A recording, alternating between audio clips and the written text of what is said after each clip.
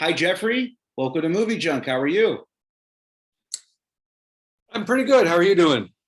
Doing well, doing well. And Jeffrey, I'm going to do my best to, keep my inner kid from coming in. Back to the Future is one of my all-time film franchises just ever, right? So, One super of mine too. amazing, amazing, right? And you play, you're very popularly known as George McFly in the second and third films, but also, I mean, you have quite an extensive career, right? With over 40 years in the business and over 80 credits to your name. You've also been in films such as Pill Rider with Clint Eastwood. I can't thank you enough for joining us today. Yeah, actually, this is my 50th year since I took to the stage. I think it was in 1972 when I was in. Uh, I'm an old guy.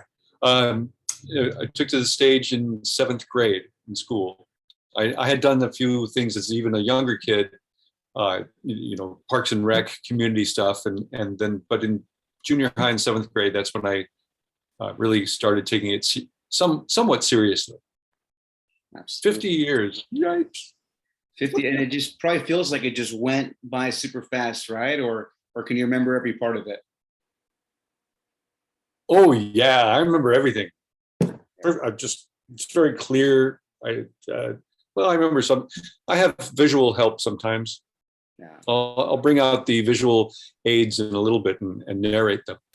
My first guest star spot on television was on a series called The Scarecrow and Mrs. King, and then I've had work on Dallas and Max Headroom, stuff back in the 80s. Then in the 90s, Diagnosis Murder, Saved by the Bell, The Man Show. I've done some television, lots of commercials. I probably, because I'm currently in the process of looking for a new place to live, maybe moving back to Los Angeles to rekindle, and who knows, get some more television work. It seems to be a good time for actors to get work again. Absolutely. Knock on wood. Absolutely, absolutely. And what were some things you were doing to keep busy now that Hollywood's starting to open back up? What were you doing to keep busy the last few years? Well, when lockdown started, when the pandemic started, I was like, how do I stay relevant as an actor? It was pretty scary. And I got together with a bunch of guys that I went to Santa Monica High School with. Ron Campbell, back then he was Ron Rosen, who helped start the Actors Gang with Tim Robbins out of UCLA. And Matt Walker, who also went to Semel High, and Lee Ehrenberg from the Pirates of the Caribbean movies and countless other wonderful roles that he's brought to life, who I had done children's theater with back in 1973, whatever. Anyway, we were like, what can we do? And we all expressed our mutual love of Samuel Beckett's Waiting for Godot. So we adapted Waiting for Godot as if it were, more appropriate for the pandemic. So it was called Waiting for COVID. And I played Lucky. Matt and Ron had played Didi and Gogo on stage down in La Jolla. So Lee played Patso and I played Lucky. And I rewrote Lucky's speech. I don't, if you're not familiar with it, it's a long, thinking, rambling 13-page monologue. And I adapted it for the pandemic. And my computer wasn't so up to the current standards that the other fellows' computers were. So we had a little few misfires, but we eventually got it done, but we never released it. I'm considering actually just releasing my Lucky speech that I had written for the pandemic because it is pretty compelling and quite fun.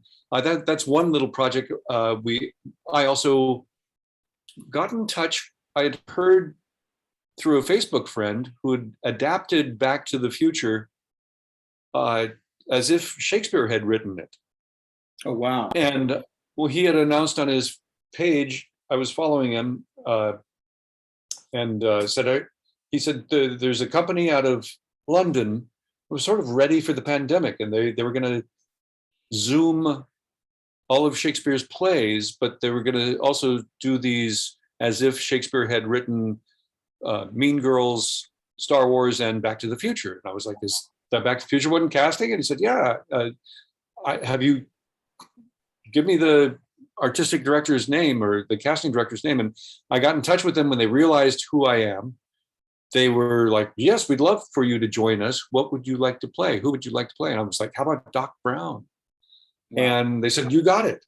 So I did a condensed version of Back to the Future as if Shakespeare had written it, called Get Thee Back, and did all of Doc Brown's role, the slide for life from the clock tower, the whole kit and caboodle from my living room with my wife helping me by being art director and costumer and my camera person. When I needed to, she tilted my computer on the floor so I could crawl on the floor to make it look like I was crawling up the building to the clock tower. So it came out pretty darn good. They were kind of new at producing Zoom productions, and they got better over the summer as they did Shakespeare's entire canon. So over that first summer of the pandemic, this company called The Show Must Go Online, TSMGO, like I said, did all these productions, and they had talent from around the world plug into this. I remember our fight choreographer was in South America. I also played Sir Toby Belch for them in Twelfth Night, and my Mariah was in the Caribbean. We had performers in Australia, and to make it so everyone could rehearse at the same time, and then of course perform live on the day of the performance was quite a challenge. And they pulled it off, and I recommend all of it is free, available on YouTube. Look them up. The Show Must Go Online, and I'm Doc Brown in Get Thee Back. Ian Drescher is the name of the author who adapted it. A very witty, fun, clever man who, for some reason, I'm not Facebook friends anymore with him. I haven't figured out how that happened. But nonetheless, it's one of the things I've done a lot of play readings and movie script readings. You would call it a table read, but when it's on Zoom, I think you call it Zoom readings. I don't know. Yeah. And I've tried to stay active. None of these projects that I've done during the pandemic have paid. So I've been kind of in a tailspin earning money. It's been very hard. I do a lot of live entertainment, immersive theater, independent film, living history, a lot of different things. I try to diversify as an actor. And of course, all that disappeared. So, and as well as fan cons. Comic cons are just starting to come back and such. And I think, over the course of the last 2.5 years, I must have lost $100,000 worth of work. And now I'm getting ready. I have to move because my landlady sold our place. So we're like, oh boy. So kind of up against it right now. Thank you for letting me vent. No worries. No, and again, thank you for coming on the podcast as well too. And we were able to kind of hear all these, these stories, and the fact that we've been seeing more of Back to the Future because the fans want to see a part 4. But we're seeing other versions of adaptations, right? We're seeing plays, we're seeing books, we're seeing games. So it's great to see one of the castmates from the original trilogy was in this version of Back to the Future. Not to put you on the spot, is there any way we can get a line for as you as Doc Brown? I'd love to hear it, but great shot. Let's see. Well, I of course based my performance on Chris Lloyd because he owned it so well. Yeah. I was like, Naughty! Oh, great Scott! It's very fun to imitate Chris Lloyd. Awesome. The original way Chris has explained, he had finished Taxi when Universal offered him the role of Doc Brown, and he actually threw the script in the wastebasket.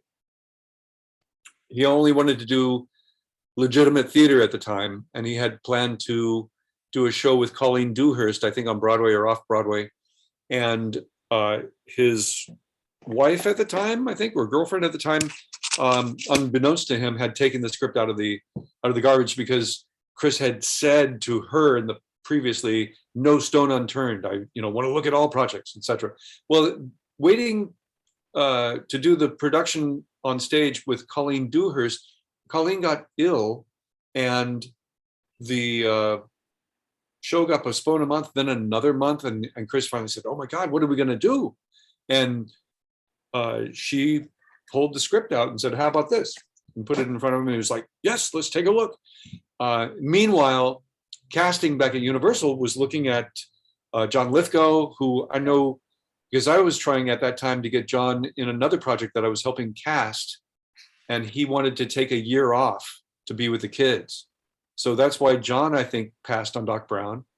And then they were looking at Jeff Goldblum and what's the little guy from Dudley Moore.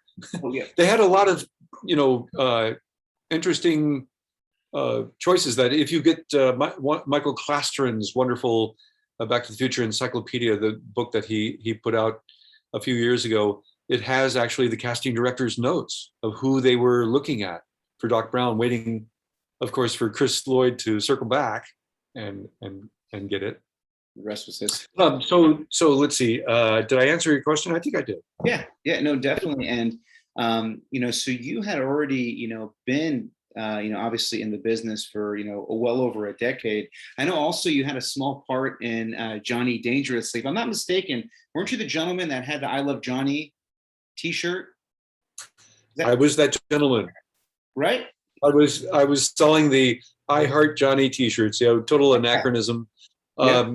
Amy Heckerling, when I auditioned for her, she wanted, "Give me a New York accent." I'd say, "I love Johnny. I love Johnny. I love Johnny. I love Johnny." And she was like, no, just work on it. I'll see you on set. I was like, oh, good. And I just loved being on that set because I already was a big fan of Beetlejuice. Michael Keaton was just real up there in my esteem. But I also was a fan of Mary Lou Henner and Joe Piscopo and oh my goodness, Maureen Stapleton. I remember I had just gotten out of makeup and costume, and Maureen Stapleton was walking past me, heading to those departments in her house robe, still with her newspaper under her arm, blinders on, just walking by. But seeing her, my jaw dropped and I just couldn't take my eyes off her. And I remember her saying to me, "It's not polite to look at an old woman first thing in the morning." It was like 7:30 in the morning. But just to be around the great Maureen Stapleton was really a thrill. And I remember, because I didn't have any scenes with Joe Piscopo, but I really loved what he was doing on Saturday Night Live, etc. I knocked on his dressing room door before I left, and he said, "Come in." Wow. So I went in and spent about an hour chatting with Joe Piscopo, who loved making movies. I don't know what happened to him. Yeah. But he was just a genuinely sweet man. I had a great time on set. Dom DeLuise and I became friends. I remember on that set, staying in touch with Dom, who ended up using my Laurel and Hardy team. I worked at Universal Studios starting in '87 till 2001 as Stan Laurel, and playing also Charlie Chaplin and Groucho Marx, among other characters. And Dom would specifically request my team, my Oliver Hardy partner, Beavis Faversham, who was the #1 Ollie there, and myself, to warm up his crowds for his new Candid Camera show. And then years later, I ran into Dom with Mel Brooks and Anne Bancroft, and Dom had to introduce me. "Mel, and this boy, you see him as Charlie Chaplin, Stan Laurel, Groucho Marx. You think they're there?" And he was really pumping me up, and it was really lovely. And I said, "Actually, Mr. Brooks, we've met a few times. When I was 14, I was brought to the set by an actor who I'd met, who brought me onto the set to meet Mel while he was shooting Young Frankenstein's Putting on the Ritz number." And actually that time, my friend Roy Wallach said, "Mel, you'll got to meet this kid. He's an actor." And Mel took one look and said, "I got no time for kids," and left. And then many years later, my Marx Brothers team auditioned for Mel for Robin Hood Men in Tights. And Mel immediately said, "I remember you guys. You were great. I wanted you for this banquet scene, but I had to cut them because the actor playing the Don Corleone type mob boss role wanted too much money." At which point I realized it was Dom. Yep. So I just turned to Dom and started choking him, It was very funny. And Anne, who was, God rest her, Dom's best friend, laughed at that. It was nice to make Anne Bancroft and Mel Brooks laugh. Yeah. And I can't let you sneak away without asking, I mean, are there any Michael Keaton stories that you could share from on set? Just that he has such great charisma and such a great professional demeanor. Really lovely to see him work and be close up. And at the wrap party, at the time, I wasn't making a living as an actor. I was doing catering or parking cars, whatever I could do, PBX operating. And ironically, the catering company that I was working for catered the wrap party at 20th Century Fox for Johnny Dangerously. So during the party, I was serving Amy Heckerling and Michael Keaton their drinks. And I remember Michael leaning over to Amy saying, "Well, what wasn't he in the film?" Oh, and I was like, wow. "Yes, I got to work." But at that wrap party, they showed all the musical numbers that were cut. The film actually had several musical numbers in it, and it was really hilarious because you could see at the wrap party why they cut the numbers. Everyone was flat or not singing very well. God bless them, but they couldn't sing. Although they kept Mary Lou Henner's number in, I believe. It's my Johnny Dangerously story. And so this was a year before the first Back to the Future film. And obviously you joined in the second and the third film. Now this is, dumb question. Prior to you joining the second film, were you a fan already of the first Back to the Future? Yes, what had happened in '83, I did a film at the American Film Institute with Dan O'Herlihy starring, and I was a bit player, support player, but it was co-starring Dan O'Herlihy and Crispin Glover. Oh. And I thought Crispin was a fascinating actor as well as Dan. And I got Crispin's number to stay in touch. And in '84, I worked on a Western with Clint Eastwood called Pale Rider. And when it came out in '85, I wanted to see what else was coming out. And Michael J. Fox and Chris Lloyd and Back to the Future, had to go see that since it was competition. And as soon as Crispin came on the screen, I was like, hey, I know that guy. And he was knocking it out of the park. It was fantastic the way he owned George McFly, and everyone owned their role so well. Leah and Chris and Mike were just brilliant. All the support players, Tom Wilson as well, it just really did outstanding work. James, oh my goodness, everyone across the board, I thought were great. I even called Crispin to congratulate him,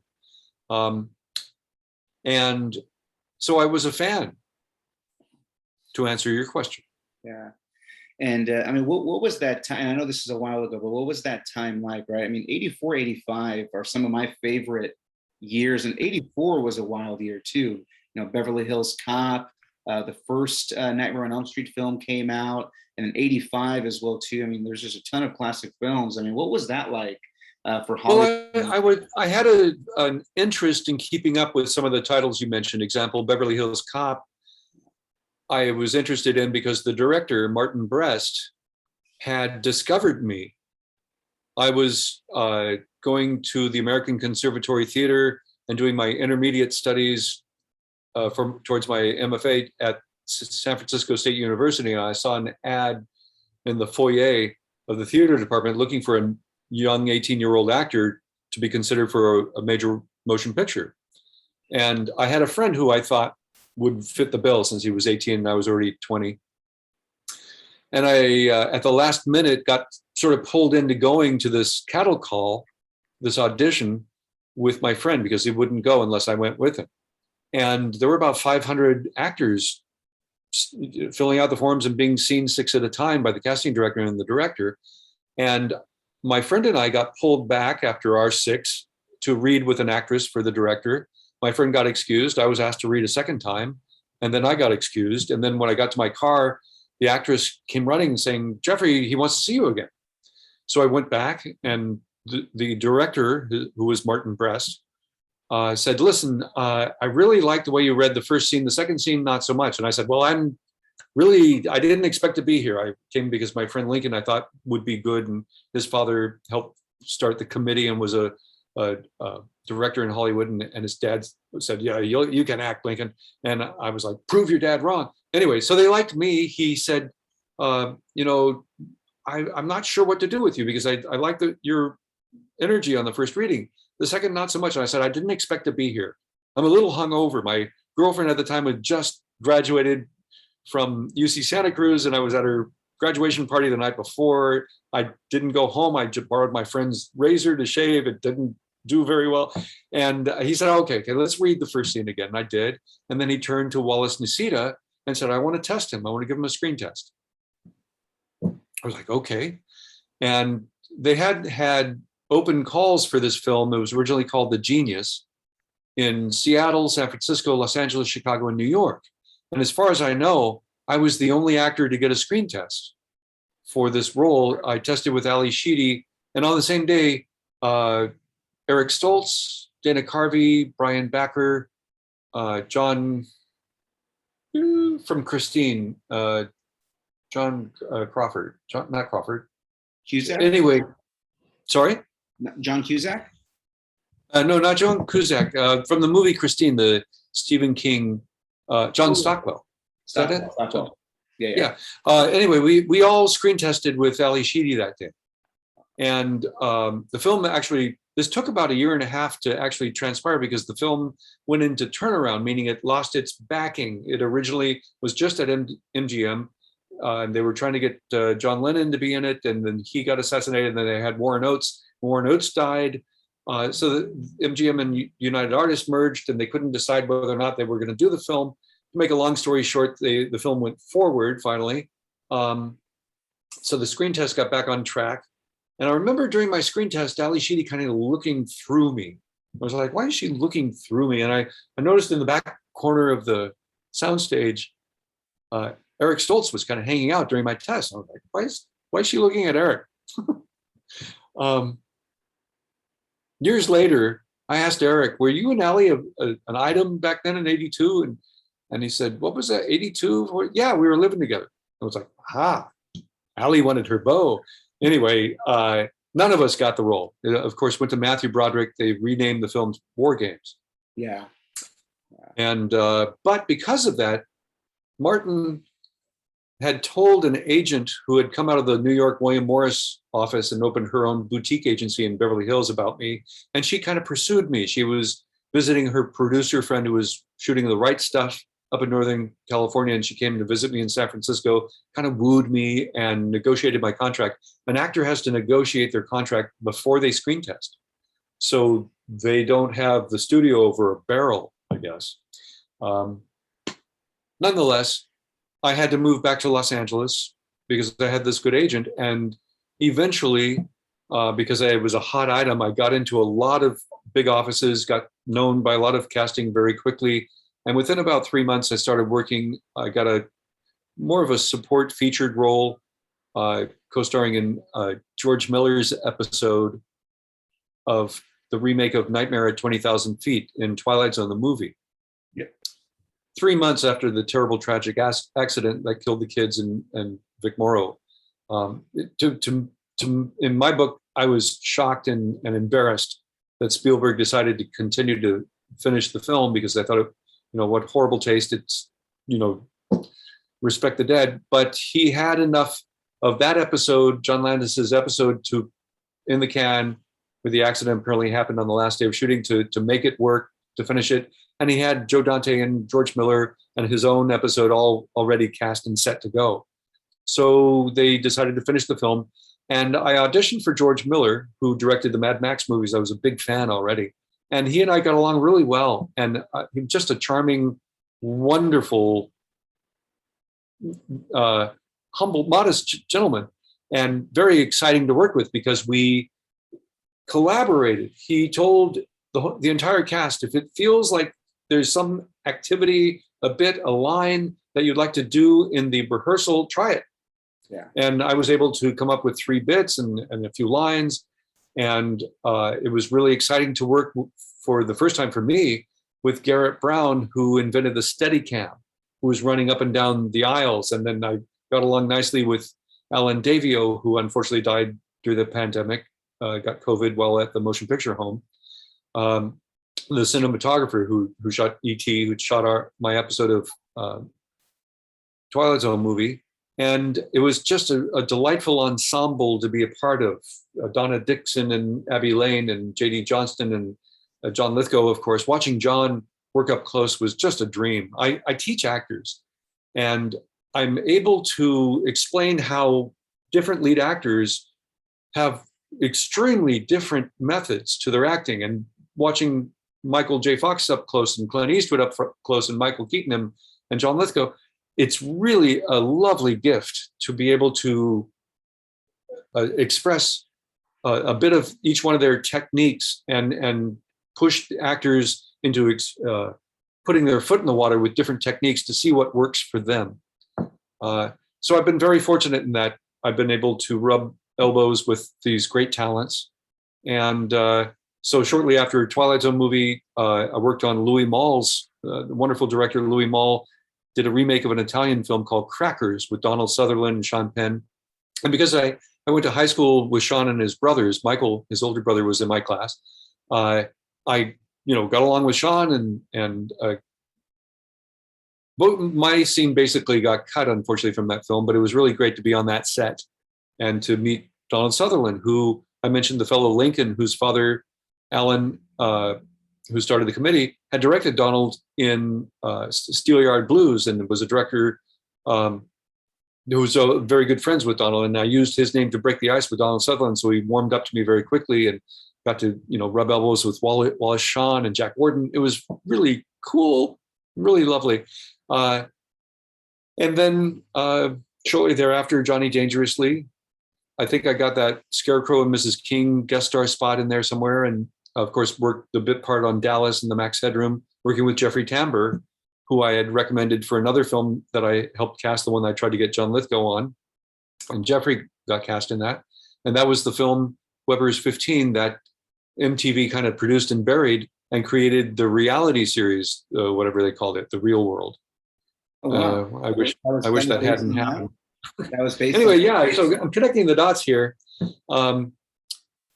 In 84, Chris Penn met Clint Eastwood at a party and said, I want to work with you. You got a Western or something? And Clint had been sort of wooed by these writers that had a Western they wanted him to do. And he didn't really want to return to Westerns. He kept putting it off. And Warner Brothers finally threw enough money and offered him the directorship and a new bus to do the film. And when Chris got the script, he threw it back at Clint and said, I don't want to play a good guy. It was the role of Eddie Conway. He threw it back and said, I want to play a bad guy. So they put Chris in the role of LaHood's son, the bad guy who in the film molests Sidney Penny's character and gets shot in the arm. And anyway, Chris moved out of that role. The actor playing Teddy Conway got moved into the Eddie Conway role and left open the Teddy role without my agent, that wonderful agent I mentioned, had called Warner Brothers and said, do you have anything that you're casting that hasn't come out in the breakdowns, how agents find out about things? They said, yeah, there's this bit and nice part in Clint's new Western, but we'll cast it from our files, we think. She asked them to describe it. She said, I think I've got a client who would be good for that. And they sent me in. And I knew I had to cry on cue. Was put on tape by the late Fritz Manns, the producer of the film. And I kind of didn't want to leave anything to chance. I had a lock of my grandmother's hair in my pocket, who was the only one in my family as a kid who encouraged me to pursue my acting. I wanted to be an actor since I was very little. My parents did not want me to. But she encouraged me. So I had a lock of her hair in case I really needed to be sentimental and try to make the tears come. I had some techniques, some sense memory, emotional recall. I had my Meisner fantasy charging. I had all these different things, not wanting to leave anything to chance, and really just doing the lines in the script and doing the actions, the tears came. And I guess Clint saw that. And Friday I was on a plane to Ketchum, Sun Valley, Idaho. and for the next 4 or 5 weeks on location shooting that film. And Clinton's fairly tall, right? He's like 6'4", 6'5". Well, he isn't that much taller than me. I think I'm probably 3 inches shorter than him or so. But he seems taller, especially when he's dressed in his duster and cowboy hat. Yeah. And even though he was directing, he had to be in that costume too, because so he could step in to do his scenes. And I remember we were getting ready. We were dressing, the crew was dressing my first shot in the film, where I come up to Michael Moriarty's character, Hol Barrett, and say that line that my brother had just said down the road: "Aren't you going to town, Mr. Barrett? Ain't that kind of dumb after what happened last time?" And it's a comedy bit. It's a really well-written little reincorporation in comedy. And while the crew was setting that up, Clint went down the path to set up the next shot with Carrie Snodgrass and Michael Moriarty. And I followed him because I had not met Clint yet. So I followed him up the road towards the woods, and he turned to me and said, "Yeah." And he's in his duster and his hat, and I'm kind of intimidated. And I said, "Mr. Eastwood, I'm Jeffrey Weissman. I just want to introduce myself. I'm in the next scene." And he goes, "I know who you are. Who do you think cast you?" I was like, "Oh yeah, of course." But he has this persona, this iconic thing that is intimidating. Yeah. And luckily, it kind of broke the ice, and we had lunch several times. I remember, in fact, I had brought my ex-wife in to visit the set while we were shooting, and Clint, the day before, had fired the caterer, and the new caterer had to be ready to go and serve on the top of this mountain where he had built this set that was completely vulnerable to the elements, and a blizzard was moving in. So it was just Clint, my ex-wife, and I having steak and lobster out on location on the top of this mountain in a snowstorm. And I was like, "Nice weather, Clint." And he said, "I hadn't expected to be snowing in October." He rolled with the punches. And what I love so much about him, Zemeckis, many of the directors that I've worked with, their crew think ahead of them. There are 1 or 2 shots at least ahead in their preparations and are working like clockwork. They like having their paycheck and are probably paying their mortgage or whatever. And so they jump to no matter what the conditions. And on Pale Rider, with the wind chill factor, it was most of the time minus 10 degrees. It was a very cold shoot. And if you look at the scene where Daddy Spider gets shot from head to toe, it took us 3 days to shoot that. And on one day where he's in sunshine, pardon me, the siren's going by. One day we're in a blizzard, and one day we were back in overcast and sunshine, and all the snow had been melted. So we had to bring in the oil-based fake snow. And I remember if you look at it closely, Spider, when he's calling out the bad guys, he's in the sunshine with maybe a little flurry of snow. And then when they start the shooting and it cuts to Brother and I at the Mercantile, we're in a blizzard. And then it cuts back to him being shot from head to toe. And then when we get from the Mercantile to his dead body, that's the 3rd day, and all the snow had melted. So we were on the oil-based snow, and Chuck, the actor playing Eddie, hit my mark, went to my mark. And so I had to go to his mark, and this is just on a rehearsal. And I slipped on the oil-based snow and almost kicked poor Doug, playing my dad, in the head. I remember even seeing his hair fly from my boot. I was like, "Ah!" Anyway, we kept it going. It was a rehearsal, and Clint has this thing that I think he learned from Don Siegel, who directed the Dirty Harry movies. He probably got it from John Ford, the old Western director, to shoot the rehearsals. And when I heard Clint say, "Cut, let's move on," that means he liked what we got in the rehearsal, and he wasn't going to do a take. So for the first time ever on this show, I got into Clint's face and I said, "Clint, Chuck didn't hit his mark. I took Chuck's place. I almost kicked Doug in the head. It was a mess." And he said, no, it looked good. We're just going to cut from your face." At which point I went, "Oh, I got the close-up. I'm not going to argue with that." We moved on. Very good. That's awesome. That was just fate just working in your favor. It was nice, and it's a pretty good close up. I knew I had tears in my eyes, but with the wind chill, I think they froze. I Another don't know. another director that that I know that shot a lot of the rehearsals was John G. Avildsen, who did Rocky and Karate Kid. I know in Karate Kid, Yeah, on YouTube, you could see almost the whole movie's rehearsal.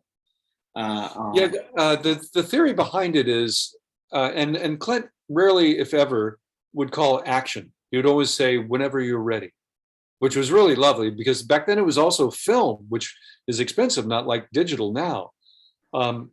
But I think these directors realize that when actors hear action, they tense up and get self-conscious. Whereas in a rehearsal, they're much more relaxed, and it's more. If you want naturalism in the performance, shoot that rehearsal. Interesting. That's a good point. It saves time and helps with your budget. Yeah. So I'm sure the studio loved him. Yeah. So I mean, and maybe it's Clint Eastwood, but has there ever been a director or an actor where you just had that aha moment where it was maybe you were just a little bit too nervous to work with, or kind of like the butterflies came in, or in your business, it's being a professional and you can kind of just adapt to the environment. Did I ever have an actor where I was too intimidated to work? Wow. I can't really say. I was in Rodney Dangerfield's last film with Frank Gorshin. It was Frank Gorshin's one of his last films too, and it's really just a so-so kind of movie. But it was interesting to see kind of the power ego trip that Rodney was. He may have been ailing. It was very hard for me to watch him do his lines, and he was reading from cue cards, and it was obvious he was reading, and he was playing God at the Gates of Heaven, and I was playing Groucho with the Marx Brothers at the Gates of Heaven as his angels. And for me, that was I don't want to say intimidating. It was upsetting, and there was nothing I could do about it. So I felt helpless. I think that's what you were asking. If I've ever felt helpless on a set. So that was one. I can't say that, whenever I've worked on a project, I go at it with a lot of respect and ready to work and work hard.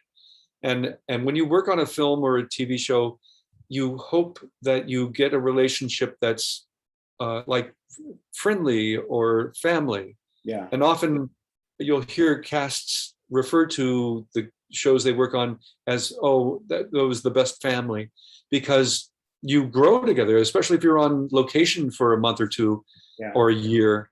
You really get to know these relationships. I remember though, when I worked Scarecrow and Mrs. King, the first couple of days, Kate Jackson was very aloof, and I was very worried because I had scenes with her, and I had this real innocent character I was playing, who was a wannabe filmmaker and a go-getter and full of gumption and all this, and I was intimidated because Kate, I'm a real people person, and Kate completely was not available to me the first couple of days on the set. By the third day, I think she realized I was a guest star, and she bought me a glass of wine at lunch, and broke the ice. Bruce Boxleitner and I, and she had lunch together. And I know she saw how hard I was working with. There was a scene where my character, Scotty, was kidnapped by these bad guys, extortionists, because I had them on my amateur camera, and I was stuffed into the trunk of a car when I was kidnapped. And because of trains, planes, and automobiles or technical errors, we had to do that 15 times. Wow. And I have claustrophobia. Anyway, but by the third day, and I think one of the reasons that I had asked one of the other guest stars who was playing one of the bad guys, why she seemed so cold, he said, "Oh, did you see the rags? The Examiner, which is like TMZ in print, came out with some horrible gossip about her. And I think that's why she was clammed up or what have you. And like I said, she warmed up. So, and I don't really think I've had terrible experience. I had some mistreatment. I wanted to get on a big set just to be back on a big set. And I offered my services to be a sort of background dancer in the La Vie Boheme scene in Rent, Chris Columbus film. And I had an AD just treat me and the rest of the background like cattle. It was horrible. And I tried to stand up to her and write letters. This is unacceptable to be treated with no respect at all. It was awful. I remember lunch with some dancers that I knew on the set and the choreographer, and she came over and tried to rip me a new ass. What are you doing over here? You're not allowed over here. I said I was invited by my friends, and that shut her up. But at the same time, it really why people get into the power or have short tempers. That any number of reasons, the conditions of no sleep or overwork. I'm a Libra, so I try to balance these things out. Like with the Back to the Future debacle over Crispin Glover. I've been on all sides of that thing because I was originally friends with Crispin, and I wasn't told up front really that I would be taking over the role. I was actually contacted first to be a photo double stand-in for him, thinking in my mind that they needed George at multiple places at the same time, the way they needed Michael to play multiple characters. And I started going for makeup fittings and a body cast fitting for the special effect of spinning. And I even called Crispin and left him a message. I'm up for being your photo double. Will you say a good word for me? And he didn't call me back until after part 3 came out, and he needed to sue because they used footage of him without negotiating. They were going to pay him scale or something. And also because my makeups were based on his life mask. And he never gave them permission for that, which surprised me because Universal had me play Stan Laurel and Charlie Chaplin and Groucho Marx, and they always paid the licensing for me to be those characters. But I think they were in such a corner. The producers Spielberg and Marshall and Kennedy and Canton and Gale, they were in a quandary, and Bob Zemeckis were in a quandary because Crispin was asking for $1 million and script approval, and they weren't going to give him that. I, at the time, kind of, when I heard this much later down the road, I thought, well, why not? Because his star was rising. His work in River's Edge and other projects was pretty remarkable. And his first George McFly in the first film was fantastic. Yeah. But they didn't see it that way. And I think the hook for them was the script approval. Yeah. I don't think they were going to give him script approval. And very rarely, you have to be a pretty mega star to get that. But they also, at the same time, they were not upfront with me and telling me it was my makeup artist. Ken Chase, when I was going for a screen test to see if the makeup was working with Dean Cundy and Bob Z, I remember Robert Zemeckis asking Dean Cundy, what do you think? And Dean saying, I think we got Crispin without the trouble. I was like, what does that mean? And then Ken Chase told me, Crispin's out. I think you're going to be George McFly. I was like, how are they going to do that? And of course, they did with the old footage spliced with my work and keeping me in the background because the full front didn't quite look like Crispin, but the profile of that makeup looked dead on Crispin. And then the old George, I later learned while on set that being hung upside down was meant as torture for Crispin. He apparently was a pain in the ass during the first film shooting. He had freaked out when Ken Chase trimmed his hair in his makeup chair. He brought a painting that he and Leah had done in rehearsal, insisting that Bob Z put it on the McFly home wall. And Bob Z, I got art directors who are in charge of this. I can't undermine their work, and it's too late for all this stuff that you're trying to do. I get that Crispin is an artist and wanted to be a collaborator, but I don't think he was willing to pay or play the power plays that Hollywood had in place. Yeah. Now he's got a great deal of star power and can get away with that stuff. Whereas back then, he was really pushing his luck. And I've taken a lot of flack from Crispin Glover fans, and I'm a fan, and who think I'm, evil or a scam. And then I've also at the same time been embraced by a lot of fans internationally who think, I was part of the glue that held it together by keeping it seemingly that he was in those films, in the sequels. I don't know if you know that Seamus in part 3 was supposed to be played by Crispin. Yeah. But they threw it to Michael. Yeah. And instead of giving it to me, who's my face you don't know me from Adam from any of the other films with my face. So there's a lot of things, a lot of moving parts that were going on. I just got my Paradox script out of my filing cabinet the other day, and I was looking at those McFly 2015 kitchen scenes. And when there's a rewrite, you get a different page, a different color. And there's about 8 colors in the McFly 2015 kitchen. In one version, they have Marty in the ortholev hanging upside down. In some versions, they don't have George at all. It's really interesting because they didn't know if they had Crispin or not, or if they were even going to have George be in, and they needed it for the flashback for George to be murdered in the alternate 85, of course. Yeah. Anyway, production was stuck between a rock and the hard place, and Crispin was duly upset. And it's unfortunate because my friendship with Crispin I saw that he was not treated fairly, I thought, and I helped him when he sued, and then he and his attorney let that out to Variety and Hollywood Reporter, and that in turn was used against me at Universal to become persona non grata at other castings, which I found out firsthand from, in fact, the casting director of Murder, She Wrote. I was like, what? They specifically asked for a Laurel and Hardy, but not me. And I was like, oh shit, I've been blacklisted. And so my kind of signed for both films. I know they were shot back to back. Were you signed for both, or? I was told by Bob Gale while shooting part 2 that for wearing all the makeups and being hung upside down and everything, that he would find a role for me in part 3 without the makeup, which I loved that idea. I even made suggestions asking about the Western Union delivery man that Joe Flaherty played. Thought maybe a cowboy or something, but that never panned out. And then I only did one quick day. Yeah. Oh no, actually it was a long day on part 3 when Marty returns as Clint Eastwood from the Old West, and George can't find his glasses.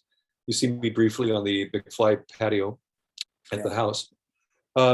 So I kept working in Hollywood after Back to the Future on other small projects. Saved by the Bell, I was Screech's guru. Yeah. The high geek. I remember that. And I was the sensitive asshole in the Assaholics Anonymous of the Man Show.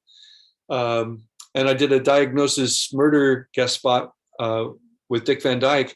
And because Dick was very close friends with Stan Laurel, and I knew Stanley's daughter, Lois, and her late husband at that time, Tony Hawes, we had a lot to talk about. And in between setups and shoots, shooting scenes on that set, Dick and I were just engaged with each other with stories, and it was really, really rewarding. I loved it. Amazing. And I mean, this is a question that comes up all the time, and we've already gotten the answer from the creators, but do you think in this day and age we could get a Back to the Future 4? Well, I think the musical is kind of part 4. Yeah. It rehashes, the story we all know, but there's other elements in it that will be surprising to the fan. And every fan, and I know literally hundreds of fans who have gone to London and Manchester to see the musical, and they love it. Then they would go back and see it, and some have gone 3 or 4 times already. And it just day before yesterday won a big award as Best New Musical over in Great Britain. And I'm sure it'll come to Broadway, and the States will get to see it.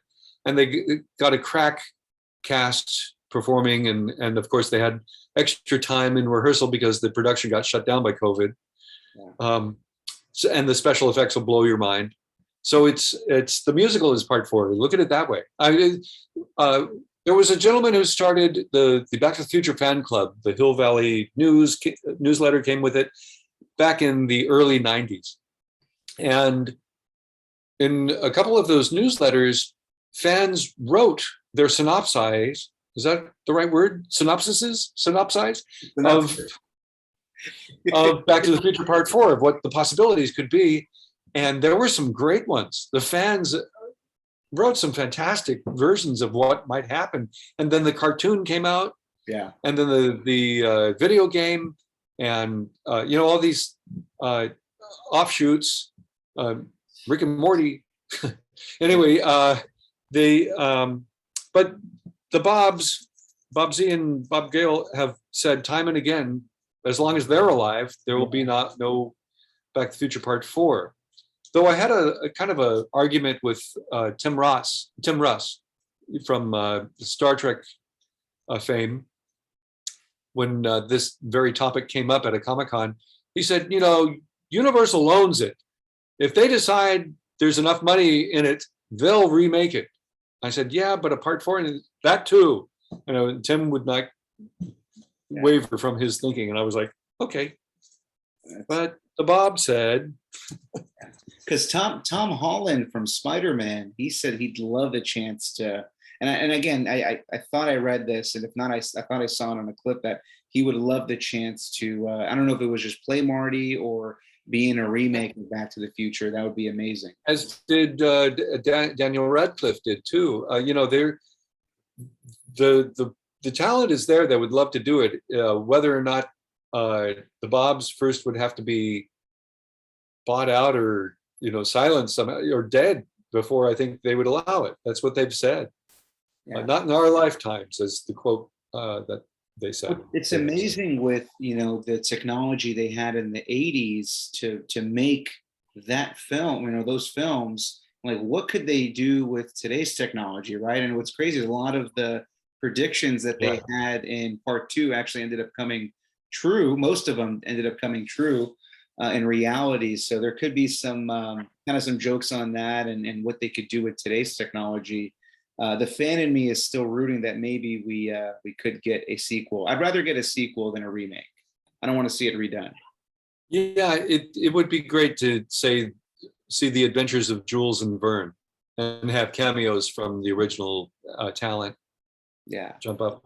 That would be very cool. I got to visit I remember my nephew was visiting from Oklahoma, who was about 9 or 10 years old at the time. I wanted to watch some of the hoverboard scene in the Hill Valley 2015 square, and brought my nephew Sam, and I remember introducing him to Mike, and Mike said, "Hey, my wife just had a baby boy and we named him Sam. Nice to meet you, Sam." And I realized Mike's wife, Tracy, and Tom Wilson's wife, and my ex-wife all gave birth to baby boys within 2 weeks of each other while we were shooting, as if we were up against it enough. We had to have babies born at the same while shooting. And so that set, that Hill Valley 2015 set, was amazing. It was art directed within an inch of its life. The interiors, Cafe 80s, and various places that they knew they were going to go in with the camera. The camera doesn't do it justice. The art direction is phenomenal. The Texaco station, the Jaws 3D, it wasn't 3D, the holographic. Yeah. And there was more to your scenes, right? I know, your character came in upside down. There's an injury, but I saw some deleted scenes that didn't make the final cut. There was more to why your character was hurt. Yes. Yeah, the pizza scene and Dad's home scene have some bits, a bit more of my work. Pizza, the body cast that I was fitted for worked in that scene, in that I was in the body cast, the costume was put on over it. Out of the back of the body cast came a pipe that went through the set with a wheel on it. And when on cue, Lorraine would get the hydrated pizza and say, George, rotate your axis for dinner. And I go, okay, four, and spin, doing my best tribute to Crispin's laugh.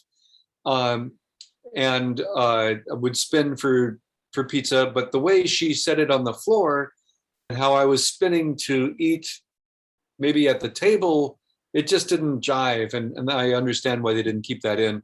Another was the fruit, please. I think Lorraine asks Marlene to give your grandfather a piece of fruit, and she gives me a banana. I tried to eat a banana upside down and created a comedy bit with the peel slapping me in the face. And that was cut, and that footage doesn't exist. I do have a still from it. But I tried grabbing some of the lines that were originally meant for Crispin back, in that when I arrived on set, the family of Back to the Future talent knew each other, and Zemeckis knew Elizabeth Shue from Adventures in Babysitting, of course. And when they started rehearsing, George's lines were given to Lorraine and Marty. And I was like, hey, I could do some of these. I try me. I'm an actor. I've studied. And they did, slowly give a few things back. Well, you're right. The stuff there's a lot more expose about Marty having the terrible accident with that Rolls Royce, or the train hitting, or whatever. Gosh, I have to get my script back out, but it's all in there. And a lot of those lines were divvied up, and I kind of fought to get a few of them back, which I did. But it was really a thrill to be on the set. I can't complain, because here I was, I've had a few nice co-starring roles, but here I was in the first sequel to the highest grossing film of 1985. Yeah. I had been in the highest grossing Western of 1985, Pale Rider, and of the 80s too, I believe. And I, had to pinch myself. I was very, very fortunate to be on that set. Yeah. The conditions why I was there were not the best. In fact, I had, my agent did not negotiate my billing. I had to go to Robert Zemeckis and say, look, I had a shared title card on Pale Rider. If I have anything less than that, my agent, your contract says an end title credit. And I thought that would be a step backwards in my career. And so he thought about that and said, yeah, that's fine. I'll give you that. And he mentioned it to Bob Gale and Neil Canton, who came over and yelled at me, you don't ever talk to the director about your billing. I was like, listen, he understands it would be a step backwards in my career. And they were pissed because they were trying to keep me a secret. They were trying to, not bring attention. After the film came out, I didn't get any photos I requested. Mysteriously, promotional events, tours that I was going to be on for Universal disappeared, had the plug pulled. It was kind of shitty. But now, what are we, 35, 40 years, later, you're still part of the fandom, and you're, it wasn't until late in the 90s that fans, well, there were a few fans that sought me out, found me for interviews and such. But then in the early 2000s, the DeLorean owners discovered me. Wow. And I started going to DeLorean owner conventions as a celebrity, and then I started emceeing for them or playing characters at their events and entertaining, even running improvisational comedy workshops for their members, which was a blast. And then the first Back to the Future cast reunion was at the Hollywood Show in 2008, and Chris and Leah and about 25 of the cast and crew appeared at that event. And the fans came out in droves and loved it. And every few years I'd be asked to do another show, which has been really wonderful, because I find the fan base around the world really like me. I was like, oh my God. So for that, I'm greatly appreciative and indebted. It's been really wonderful, and it's also helped me kind of heal. I've come out on many a podcast to explain my side because I was, silenced by the studio, and Crispin fans were totally against me, and so now, at least my story can get out there, and I also do a lot of charity work for various different, from Make-A-Wish and the Heart Association to Mother's Touch and the Jeffrey Foundation. And then, of course, for the Team Fox, I produced a Back to the Future cruise in the anniversary year of 2015, where we had a cruise with 6 or 7 of the cast and crew on it, and did our own Enchantment Under the Sea dance, and had a really great 7-8 day cruise for about 50 Back to the Future fans who will never forget it. It was a really terrific time, and we raised some nice dosh for the cause, because everyone, bottom line, loves Michael and wants to help him find a cure. Now that he's close to $1 billion in raising funds towards the research, it really is a movement. And it would be lovely to see Bob Gale and Crispin Glover come out, shake hands, and me join them all for something for Michael's charity. That would be amazing. That'd be awesome. Yeah, I've been advocating for it for years, but they still are like oil and water. I don't think it'll ever happen, unfortunately. I would like to think it would. Yeah, and also too, Jeffrey, you're accessible to fans, right? If I'm not mistaken, you're also on Cameo, so if they want to hear some of those classic lines, they can request you. They can reach out to you. Hey, you, get your damn hand. Oh, Biff. A lot of people think that was Crispin. I actually got to redo those lines in the fight with Biff, and the kiss at the Enchantment Under the Sea dance, and because we had to get those things from different angles, and I didn't have a lot as old George, but who's going to eat all that? Oh, I will. That's not much. Oh, how's Granddad's Little Pumpkin came up in rehearsal, because when they dressed Michael as Marlene, they put her in these orange hot pants and kind of stuffed them a little bit. And I, of course, was butt level with her hot pants, and I thought it looked like a pumpkin. Wow. So I, in rehearsal said, how's Granddad's Little Pumpkin? And Zemeckis liked it and they kept it in. Yeah, I don't think fans realize how difficult of a job you had, because this was out of the ordinary, right? You're having to wear makeup, you're having to glue kind of this film together and stitch 4 hours a day. 4 hours a day it took to get into the makeup. Wow. I think we got it down. We had a crack makeup team. Mike Mills was my main man, who was the foreman on Beetlejuice, with Nancy Vasta, Kenny Mayers, wonderful makeup artist, and then Marvin Westmore of the famous Westmore family, Sonny Berman of the Berman Brothers, and then Zoltan and his wife would come in and help. We had this magnificent creme de la creme of the makeup artists of Hollywood royalty, really, and all the designs by Ken Chase, who kind of butted heads with Bob Z and was fired on the first day of shooting. Nonetheless, it took 4 hours, sometimes as little as 3.5 hours, to get into makeup. If I needed to be on set ready to go by 8:39 in the morning, I had to be in the makeup chair by 4:30. Maybe after a couple hours, I'd get a quick breakfast break for half an hour, and then back on to be colored. And well, you want to see the footage? I have the documentary footage that was cut from the making of Back to the Future 2, because once again, they wanted to keep me secret. I can't keep a secret. Just a moment, I'll share the screen here.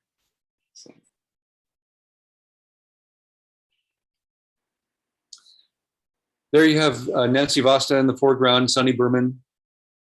In the chair next to me is Leah, being worked on by Kenny Mayers, and maybe Marvin Westmore.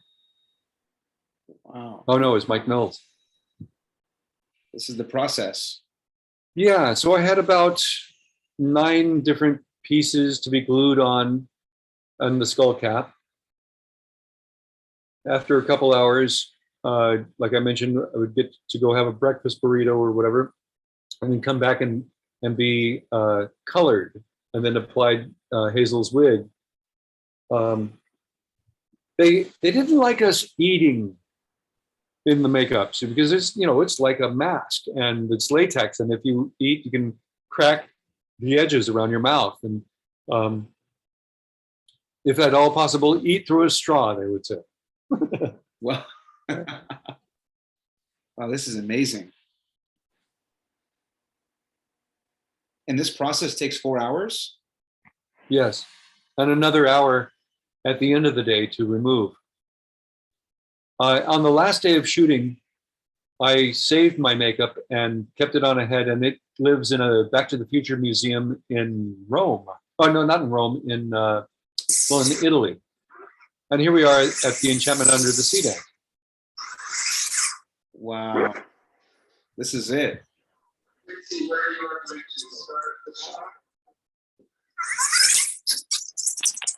So this kiss is going to be with the makeup.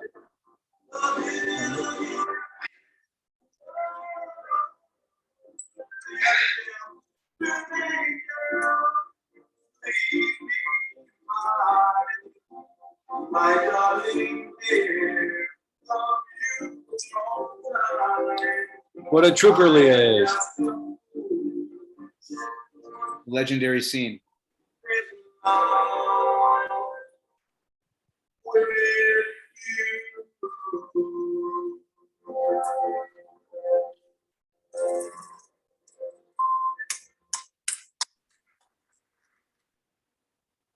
Okay, so this is just a montage chronologically. This is me in junior high playing Charles Condamine in Blythe Spirit. This is from when I was up for playing David in War Games outside of here with Martin Brest with my big hair in 1982. This is on Twilight Zone movie. You see me with a carnation in my lapel as the newlywed next to Donna Dixon there. Here with John Lithgow and Charles Knapp. On the set of Twilight Zone, I actually got cat scratch fever from a kitten while we were shooting, and so it was really weird the last few days of shooting. I was kind of sick all the time. Really love working with Donna. She and Dan, of course, got together and are still married. I Love Johnny. That was the I Love Johnny t-shirt there. These are shots from Pale Rider. Yep. Wow. There's Teddy. And I'm sorry, we're blocking Clint here, but this is in that blizzard matched with the sunshine shots that you can look for. Here is with the late, great Dustin Diamond as Screech's Guru, the High Geek, and then still with Mike Mills fixing me after lunch. The rest of these are probably McFly. Wow.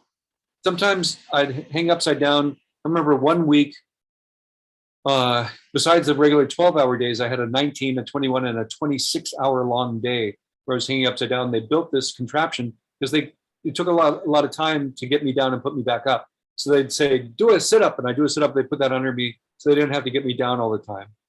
Visiting with Elizabeth in my dressing room and with Bob Z. Right side up, rare shots. Here's that body cast I told you about, and that's that VistaVision camera that splices the film inside it so Michael could play the multiple roles or Tom could play the multiple roles. Now, we've had fans do art and send it to me, and that's what that was. I have a lot of art that fans want to give me, and I'm just so honored. You can see Mike's photo double and stunt double and stand-in that shot. There's the pizza being served on the ground, and then I rotated. And there's the banana shot that was cut, fruit please. There I'm actually getting down to like 4 a.m. there, taking a rest.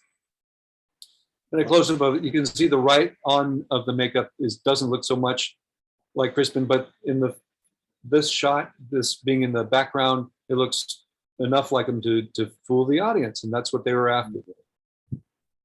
Wow. And I'm glad he got his $750,000.